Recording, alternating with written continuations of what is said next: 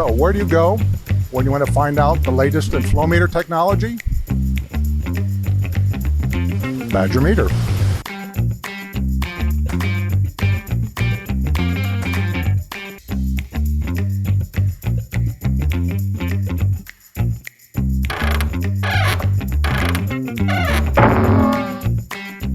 Welcome to today's episode of Flow Meter Guy, where the currents of wit and wisdom flow as we dive into the journeys of people building successful and unique businesses.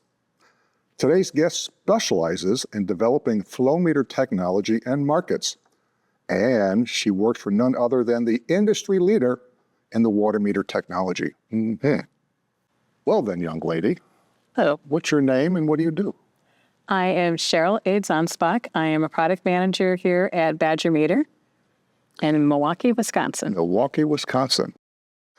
So what do you do for your hobbies or your activities when you're not working here? Yeah, we around here we've got a lot of the glacial deposits, the Kettle Moraine area. So I like to do hiking, like to do some canoeing as well. There's, of course, right now the rivers are pretty high, so not too much canoeing. The glaciers are coming in. Yeah, maybe the glaciers are coming in. And I also play in a handbell choir. Now, we talked about this before, and I corrected you. I thought it was handball. She says handbell. Tell me what handbell is all about. So it's actually a bell, and it's usually upright with a handle underneath it, and you actually hold them upright, and then you ring them, and it's best to do it as a group. People can do duets and solos, but then you get a large group, and you actually play off of piano music, and everybody gets like somewhere between 2 to 4 different notes. So you really have to be listening to each other. It's really a team effort. Do you have any CDs out? No, CDs out. CDs out? No. So as a youngster, were there any mentors or motivators that pointed you in the direction that you ended up in? You know, a lot of that was my parents. My dad has a bachelor's in floriculture, so that combines the science of plants with the business aspect. Floriculture, okay. Yeah. Okay. So it's actually now they have ornamental horticulture. They didn't have it when he started. And so he ended up starting a business with indoor house plants for wholesaler. And he sold to a lot of the retailers. Really? And he sold actually all across the country because he made some unique plants, grew some unique plants. He didn't want to copy what everybody else was doing and had a lot of diversity there. And then my mom was originally a registered nurse, and then later on she worked for my dad as a bookkeeper. So she liked the science. She also learned the business side of things as well. And she's also the one who liked the factory tours, liked all that, had that curiosity. Yeah. No, that's amazing there. Was this based out then where, part of the country?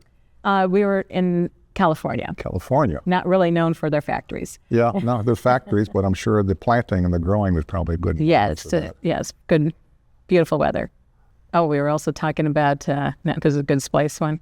In high school, I did well in math, and I had a teacher, I was thinking of going into accounting, and I had a teacher who kept telling the class that if you're getting a C or better in my class, you really ought to be thinking about the sciences, engineering, maybe even economics. Mm-hmm. He never said accounting, And he said this over and over. So he didn't say it specifically to me, but he said it to the class. And so then I decided to go talk to my high school counselor. And I said, what can I do if I get out in 4 years? Dad's only going to help me for 4 years.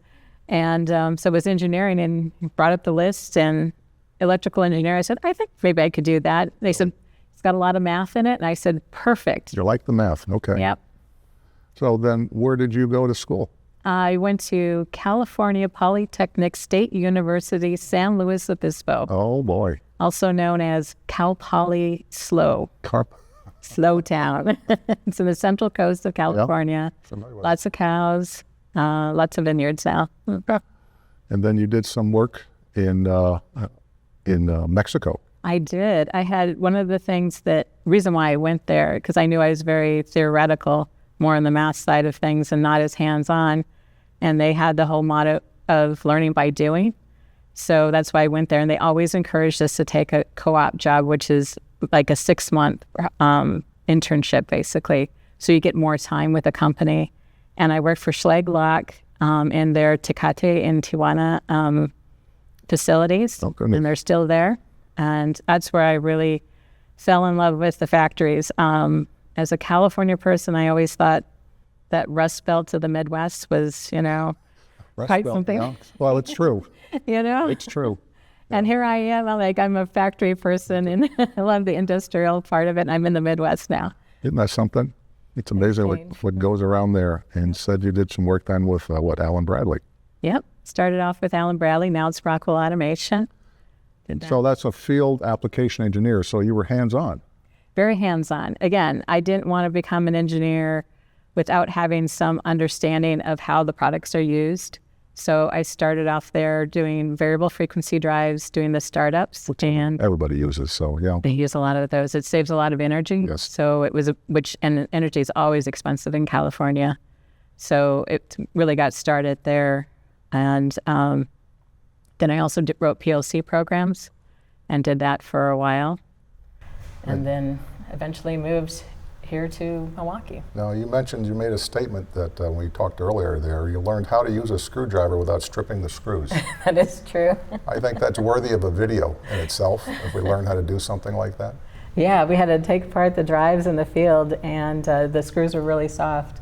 So you just had to kind of stab it in there and figure out how to get it turned. No, that's at the point where I give up. I call for help at that point in time. So you moved to Milwaukee, and then you got involved then in what when you came to Milwaukee? At first I was an application engineer in the product management group, is where we were kind of reported into for a particular product line. It's the panel view group and part of their human machine interface.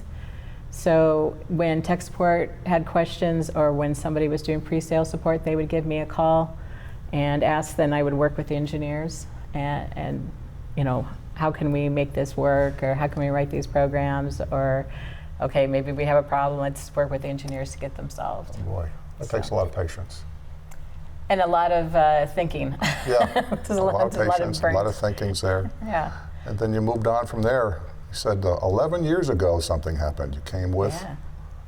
Yeah, I was a product manager at Allen Bradley, and then after a while I was looking for another position and came here to Badger Meter 11 years ago as a product manager. It really using a lot of my understanding of what those different industries were. The good thing about being field service in Southern California was that it is such a variety of different industries there. There's not a dominant industry like some other places do. So I was in a lot of different places, and also know how the flow meters connect into like a PLC or other type of systems and the networks that they have. And that's one reason why that's what I brought to here when I came to Badger Meter. Is Badger Meter, and you said you're responsible for the Dynasonics product family? Yes, I am. And that's a footnote there is I have a legacy to the Dynasonics. My father and I started Dynasonics way back when, and we sold that to a company called Racine Federated, which then got acquired by Badger Meter. And here I am talking to Cheryl, so bottom line is don't burn any bridges because you may cross them again at one point in time. You never know. It's a small world there, and obviously I have a soft spot in my heart for the Dynasonics product line as well. So you've done all these things, and you've defined your position as a product manager. What does a product manager actually do? Well, we'll use the Dynasonics. I think this is a really good example. When somebody starts their own business and they're the inventor, or they have an idea and they see a need and they say, oh, I've got a way to solve this problem, they are the product manager. So you don't need a product manager at that case. And then as it gets into companies and they get larger and they have more products, now it gets to be harder to manage and really well, what do the customers need? What is happening? What is going on within the company? Like at Badger Meter, and this is a lot of companies, they're very functionally oriented. You have all your production people reporting to one person. You've got your engineers reporting to another one. You've got accounting to another one. Purchasing is another group. And it really helps develop those people. You're sharing best practices, but a product can get lost in that. So you really need somebody that looks holistically at the product, both internally and externally, and understands like what are the market needs, what are things happening, what are the different trends that are going on, and bringing that back in and helping people set the priorities for the business. So you're running your own business, basically. When you really get down to yeah. it there, you've got to design it, you've got to have people like it, and it's got to be profitable. And it's got to be profitable. It's got to be profitable is the bottom line. Other than that, it's just a big hobby. Yeah. And you got to be meeting a need that customers have. You can't just do something for the sake of it. Well, that is in itself is an art. So you can do a market study, you can talk to your sales force, but at the same bottom line, you're going to take into account the economies and your crystal ball and what's going to happen tomorrow. And still, with all its resources, it's still a gut shot on some of these things to really make some positive decisions there. And of course, if you're successful, then you've made the right decision. If not, then it's time for a new job. So. Right. I've had some products in the past that did not go so well, and I've had products that have been very successful. If you don't try, you're not going to know. Right. So this company, Badger Meter, we've been talking about, it's been around for a long time. I think I just read that they had the 120th anniversary. Yes, 1905 is when they got started. Yeah, can you give us a little history about Badger Meter? So Badger Meter started, again, this is the inventor idea where there was a problem that needed to be solved, and we had water meters and water delivery to houses and to businesses. And of course, it can get really cold here in Wisconsin, and they would freeze and they would break. And then now you have water in the basement as opposed to being delivered, how it should be. And so somebody came up with a design that would not break and keep things operating. So that was pretty successful business to start, and we have never left that core business that has always been part of our company, all of our history. We've just added on to it and built off from that. So what are the other variations of business that Badger Meter is into now? So we have water meters, and obviously you've got the Dynasonics family product. What other technologies is Badger Meter involved in now? Yeah, we have a lot of flow metering technologies. We've got mag meters, electromagnetic meters. And then we also have added on our water quality. So this is part of our sensors that we've had. Open channel flow measurements as well.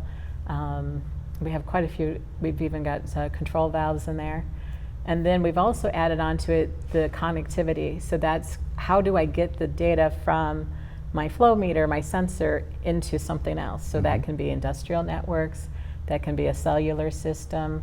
So really investing in that type of area. And then once you have it, what do you do with that information? Right. So that's all of your analytics. So that's where we're starting to look at cloud-based systems and the artificial intelligence and how can we help people make good decisions. So it's just not how much water you're using at the back of your house today. Right. It's a vast amount of information, so cities, municipalities can use it, industrial people can use it as well. And it's all about the communications, and then the flow meter is just one part of that link. That's just the primary sensor to getting it over here. So it's quite amazing, and it's quite an evolution with an organization growing like that.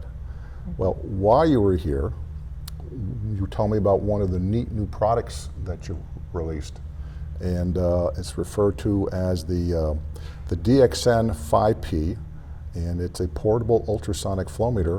Why don't you tell us a little bit about that? With the ultrasonic flow meters, these are non-invasive flow meters, so you don't have to cut your pipe, you don't have to shut down anything.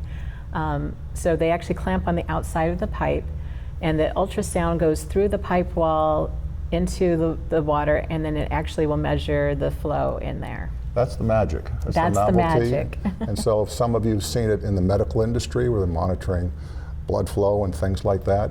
And on this side of the coin, it's a pipe instead of a vein. Yep. And we're monitoring liquids there. Now, there's two flavors of ultrasonic flow meters, which is a confusing point. Can you define these two flavors and tell us a little bit how they work? Okay.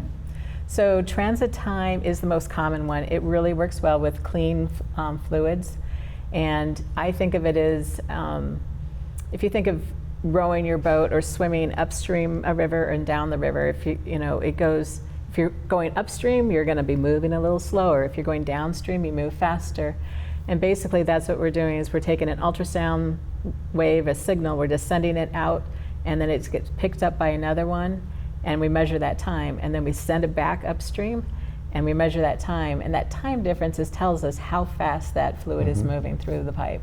So that's transit time, and what's the application and limitation of using that type of device? Yeah, clean waters, it needs to be sonically conductive, as we say, which most liquids are. Okay. Most clean liquids are. There are a few like really high concentrations of acids that might be an issue there.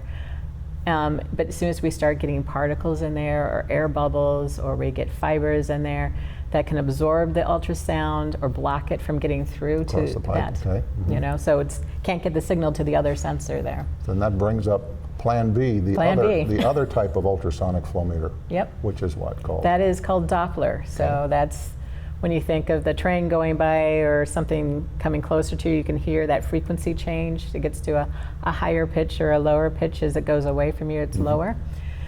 So we're basically looking for that frequency. So what that is the ultrasound gets sent out, and then it comes back, and what happens is it's bouncing off of air bubbles and particles that are in the water.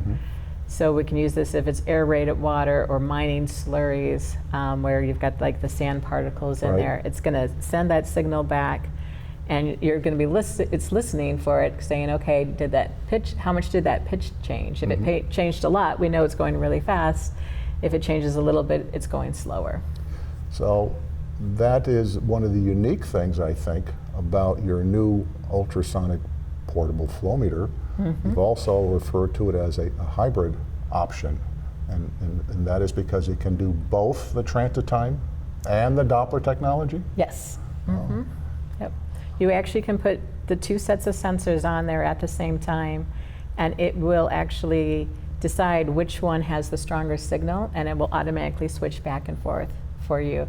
So if there's something that is transitioning from clean, and then we know that there's particles coming through, then it's going to switch over to the Doppler. And then it says, oh, okay, now that's the water's gotten clean again, now we're going to switch back over to the transit time.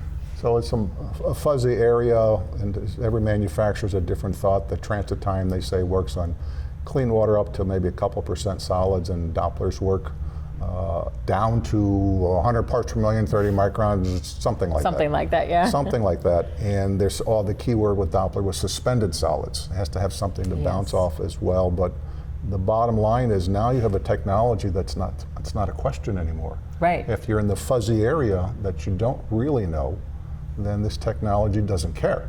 Correct. You can take care of both then. Yep. Well, there you go. Yeah. The other thing we can do is a lot of times people, their application is clean liquids. It's supposed to not have any air in it. But there are a number of applications where you can actually get air into your system. And we know that if you haven't designed for it, that can really damage your equipment. Right. You know, damage your valves, damage your pipes, when you have those air pockets coming through. Sure, water hammers, and then just low pressure systems sometimes that suck in air. Some of the HVAC applications, I've seen aerators just bubbling away trying to clean the system there. So a rule of thumb that I've seen is if you get maybe more than 30 psi pressure, sometimes it helps get rid of the air bubble situation, but there's always a unique application.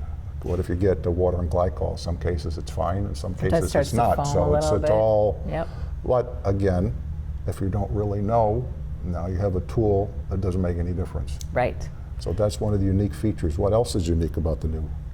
The other thing is we have a mobile app or a laptop. You can do it with a Windows version. So our SoloQ Flow Device Manager software works on Windows, it works on iPad, iPhone, Android, and so that gives you another tool of programming it. Plus we have a keypad. So that's one of the things, we can do either one. Whatever choice, whatever works best for you. Whatever preferences, and now you also indicated now retrieving the data. So on that side of the coin, you have different functions. One, you can store it on the device and download a log. And how do you retrieve that off the meter itself then? Yeah, so we store it as a log, and then we can use the software to extract that either through a USB cable for using the Windows version or over the Bluetooth. It's a little slower over Bluetooth, so slight preference to do it over the on a Windows device on there. That's a little faster. So what's the distance on a Bluetooth today? Depends who you talk to. Yeah, it kind of depends where you cut. We usually say 30 feet. You know, it can go a little bit longer. It depends on what's in the way of it. So there's no ability at this time yet to take this guy and transmit it to the cloud. No, not yet. At this point. Not yet. Everything's going to the cloud. Yep. Sooner or later, you've got no choice going to the cloud. Now, another venue that this device gets into, and I know you said you use it for what? Water, wastewater, chemical processing, but you can also get involved in the energy side. Now, how do we accomplish that with this technology? Yeah, that's a good point. So when we're doing thermal energy transfer, a lot of times there's water, or it could be water glycol, that is going through a heating or cooling loop to either heat or cool a room or a tenant or someplace, a floor. And so if you take the flow rating and also do the temperature on the inlet and the temperature on the outlet, you can actually figure out how much energy has been absorbed either for heating or cooling purposes. So we got monitor flow. So what the gazenta equals the gazetta, so you only have to monitor it one leg, right? Right. And then we've got the temperature differential. So what are your thoughts? People say, well, it's clamped on an ultrasonic flow meter versus a wetted. Does the actual temperature make a difference, or is it all down to temperature differential? Temperature difference is the part that makes the most difference. That's the key, is we're seeing what that difference is. And you have strap-on RTDs to do We have, the there's the clamp-on one, so you put some thermal grease on it, and then also make sure you put insulation on it so you aren't having air drafts changing the temperature of it. So basically, they're both at 3 o'clock on the same side. They're both insulated, installed properly, so they're calibrated as a pair. Yep. And so they're very accurate, so we're just looking temperature differential between the supply and the return, and then the flow, and then back to your device.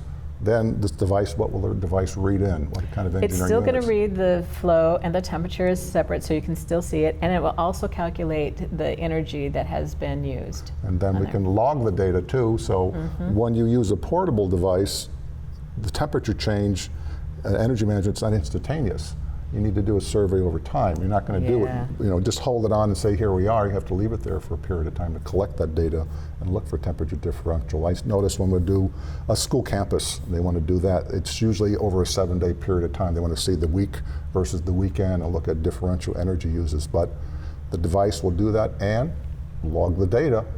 Then you can download the data and you have all your evidence that you're looking for. Right. It's all, you can bring it into Excel and look at all that data and then make your decisions. I know a lot of companies will do it a baseline, and then they'll kind of say, oh, it looks like we've got some hot spots and cold spots, and maybe this piece of equipment's not working efficiently, and then they'll come in and they'll do updates, and then you'll do an actual survey again to say, did we actually get the efficiency out that we expected? It's a very commonplace. Some contractor comes in, I have an ROI, I'm going to put a new chiller in your facility, and at least now you can validate, here's the test data before, here's the test data after, and then on the other side, this is the portable. You also have dedicated versions of this same energy meter, so you could use the portable device to bird dog that information, say these are some bad hot spots here. Then later on, you can get the dedicated version and tie that directly into your billing automation system and do it forever then, as opposed to just short-term testing. Right, right, to do it for the actual controls of it, especially if you're using, people are starting to use more variable frequency drives and doing, as opposed to just the pumping on and off. You really need to get that flow data back into it to make sure that you have the right controls happening. So let's just to recap, what kind of applications again are you going to use this new portable ultrasonic flow meter on? So anywhere that you're measuring water, you're going to be doing it where you want to, do I have actual flow maybe in a loop where I don't have a meter? What happens when you run into the partially filled pipe? Partially filled point, that's a good point. So partially filled point, these are all for full pipe. Right. And one of the reasons why we say to do it 3 o'clock or 9 o'clock is to do it sideways, is to go so we're sending the signal sideways. And if there's a little bit of air on top and there's or a little bit of debris and sediment on the bottom, we're not blocking the signal. Now you can use a portable And that, to say, I think I might have an airlock in here, you can actually flip it Find it. and then say, well, I've got a signal here, now I don't, I must have air in You here. found that there, but you don't know what the area is, so you really couldn't calculate You can't calculate it. volumetric flow, but Yep. it's another tool. So just like everything else, you need a full pipe application, usually pressurized, could be gravity fed. And then I noticed that you have low flow ranges. Rule of thumb that I've seen in some of the portables there, you're pretty good down to 1/10 of a foot per second in most cases there. I raise the red flag when I have flow less than a foot per second. The first question we ask is it gravity flow? And then if it's gravity flow, then the next question is it a full pipe? Yeah. And so we see that sometimes in certain applications. Well, that's great. So the device is available. It's the DXN 5P, and it's available now, and it has all the bells and whistles we talked about. And with that in mind, wrapping up some of our discussions here today, you're a busy young lady. You're in charge of the Dynasonics family, and you have all different kinds of products, all different technologies.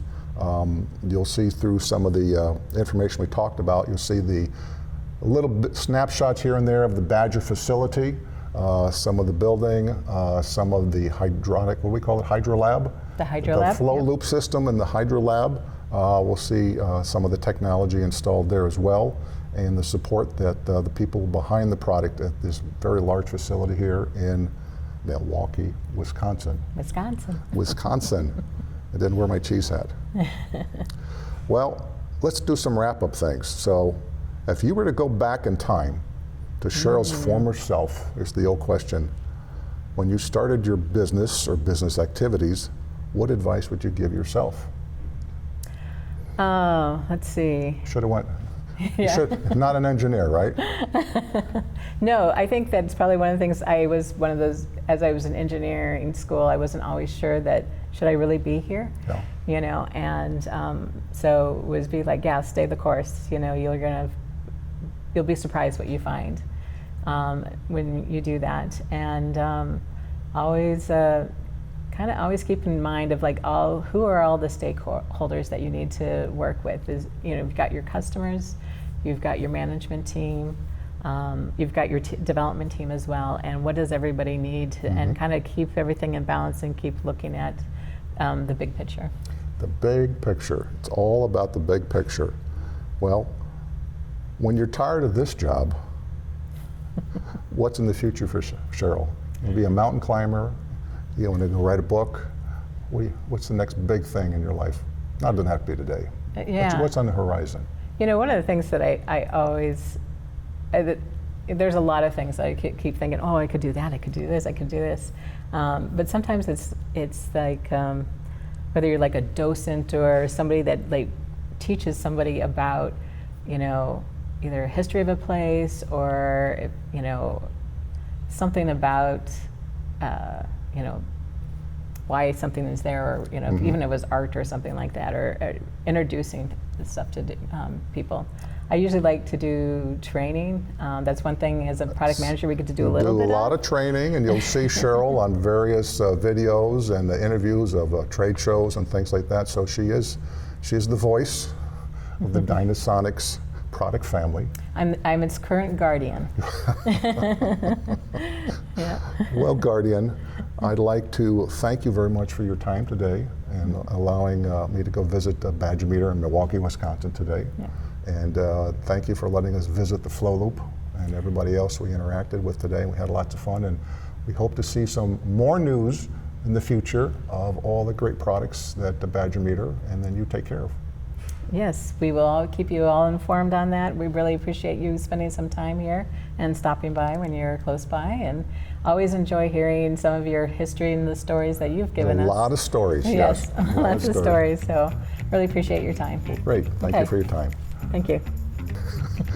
Well then, I hope you found this information of interest, and if so, hit the like button and don't forget to subscribe. I will see you on the next video. Now, while the camera's on, do we make our own bloopers? we've made a few.